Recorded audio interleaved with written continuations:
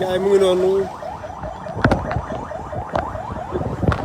demal dugal. bisimilah.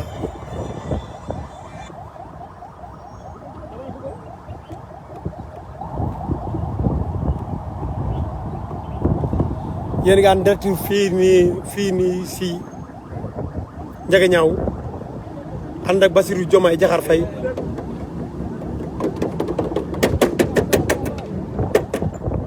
ñu ngi nii agsi nañ Ndiaganiao ñu ngi nii Ndiaganiao en direct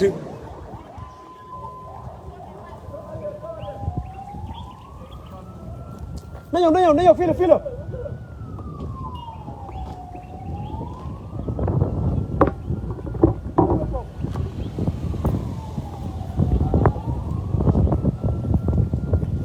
yéen ngi en direct Ndiaganiao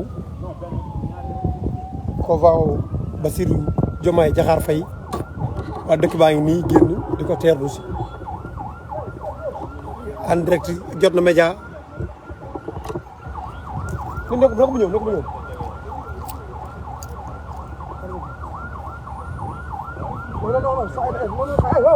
ñëw saay moo ko woo kii moo ko woo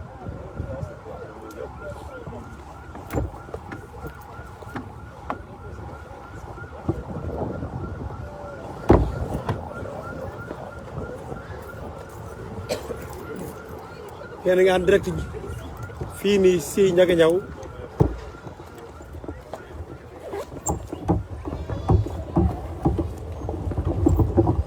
Bassirou Diomaye Diakhar Faye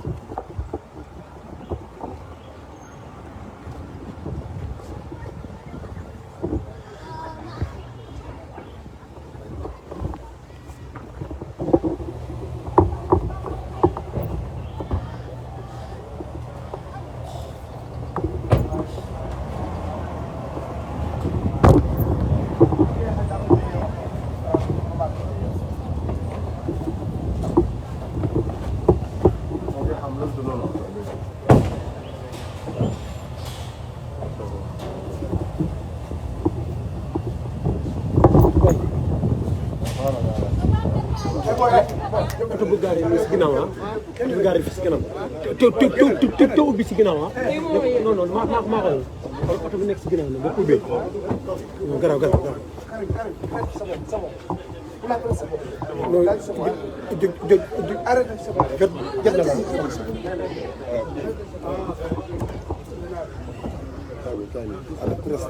waaw.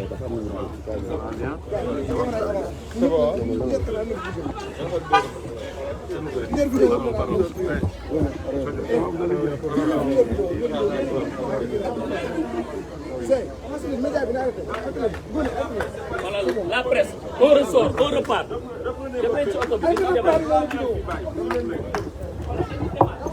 nii dafa am fu ñuy dem dañuy arrêté direct bi ñu commencé waat incha allah.